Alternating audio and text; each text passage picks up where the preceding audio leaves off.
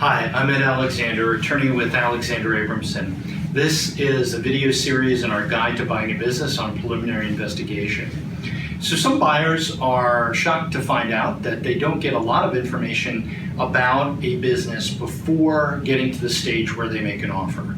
And we talked a little bit about this process in the beginning. We're going to go into the details on how much should you pay in another video. But right now we kind of want to talk about that preliminary period prior to making an offer. So you've found the business, you've communicated with the broker, and now it's time to do a little bit of research. The broker will provide you with a document that's called a CBR in broker speak. It is called the Confidential Business Review. This is a marketing document that tells you all of the good things about the business. And it contains some summary financial data. And that summary financial data will show gross revenues for a couple of years. It'll show some expense categories. And ultimately, it'll show this important item, which is called seller's discretionary earnings, which is effectively what the seller is able to pull out of the business. And again, we'll go into detail on that in the How Much Should You Pay video. But that is the basic information that you're going to have to take a look at for a business. You want to see, hey, does this business look like it's performing properly? What's going on? You're going to take that and then you're going to go do an in-person visit. Most often, the broker will accompany you on the in-person visit. You'll get to meet the seller, or the owner of the seller, I should say, right? But before you get there, you really want to do a little bit of a Google search, right? You want to look at the reviews on the business. You want to look at the website of the business. I mean, is it a website from 1997 or is it currently up to date, right? What are the reviews saying about the business? Are there problems with the employees, etc.? You can get a lot of information about that business by doing that research. Then when you get there, the first thing you want to take in is the look and feel.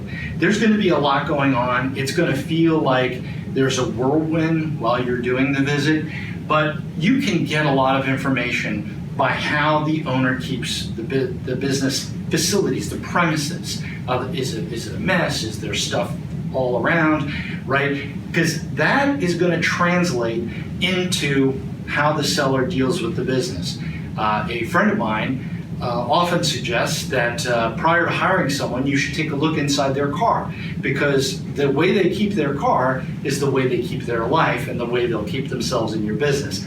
The same thing applies for a seller. Then you want to have a list of questions that you want to ask the seller.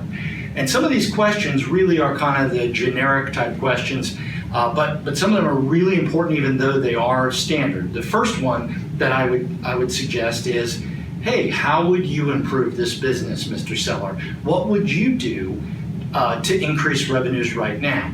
And often the seller will come up with some things. And then the next follow-up question is, why aren't you doing that right now? There's something that's standing in the way from them doing it, and we want to find out. The second most important question, and the one that you'll get lied to all the time about, is why are you selling this business? A lot of times we hear people are retiring, but in reality, they're just tired of the business that they're in. And that's an acceptable response, that they just need to do something different. But we want to get to that response. And doing that is doing maybe a deep dive into, well, what do you plan on doing in retirement? What does that look like for you? This is especially important if you've got a seller who seems a little bit young for retirement, in their 40s and 50s and doing that. The other thing you want to think about here is emotions, both your emotions and the seller's emotions. This is the seller's baby. You cannot go in and trash it.